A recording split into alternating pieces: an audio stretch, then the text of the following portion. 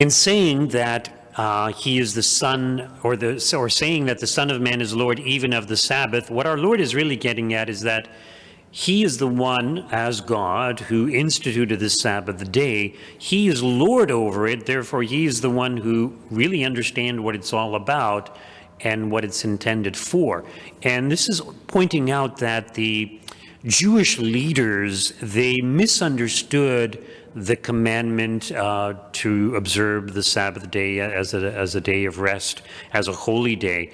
And so what happened is, they understood it was supposed to be a day of rest, but what would that rest entail? What kinds of restrictions would be placed on people to avoid doing work? So they came up with all kinds of regulations and instructions. So if you walked a certain distance, if you walked more than that, it was considered work.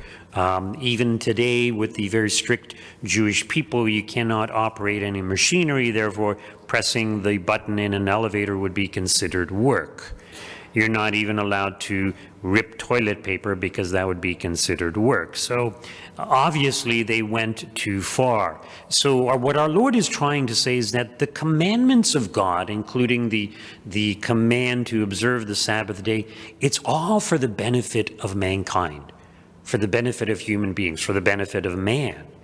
And it's important that we understand these commandments correctly. So, some people say, oh, the commands in the Catholic Church or the rules and regulations, they're so restrictive. Well, yes, they're restrictive in the sense that they restrict us from committing sin.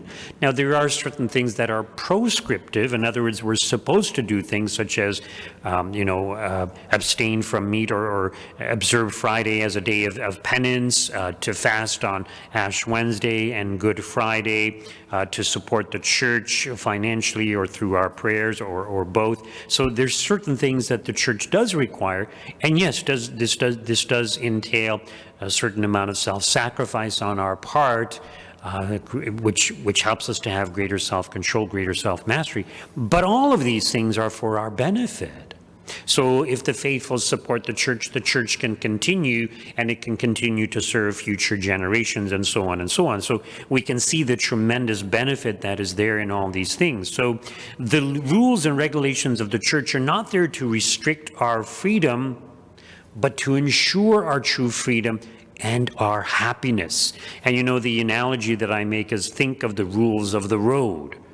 Are the stop signs, the traffic lights, and even the presence of the police, are they all there to prevent our freedom, our ability to be able to travel from point A to point B? No, that's not why they're there for. They're there to ensure that we can safely travel from point A to point B. And if it wasn't for those traffic regulations, we would have way more accidents. So accidents tend to happen when people don't observe the traffic regulations, or sometimes things just happen because people aren't paying attention. So the rules of the road are there for our benefit. The rules of the church, the commandments of God, they're all there for our benefit.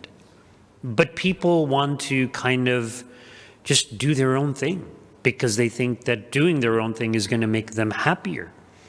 So when it comes to the Sabbath day, it's interesting if you read the Catechism goes into much more detail of what the Sabbath day entails. So yes, ideally resting from your regular work. Some people, unfortunately, do have to work on the Sunday, so the church allows for that, provided that they're able to get to Mass. If they're not able to get to Mass, they would need to speak to their pastor. Anyways, the Catechism goes much deeper, so being able to rest or not having to do your regular work means you can go to church, which we have an obligation to do so, to go for Mass, but also to build up your family, but also the social family. So it's a day when you can spend more time socializing. During the week, people are busy, they come home, it's late, and they have to prepare dinner, they got to do house cleaning, whatever, and there's not a whole lot of time to relax, to recreate, to socialize. There might be some time, but so ideally Sunday is a day of rest.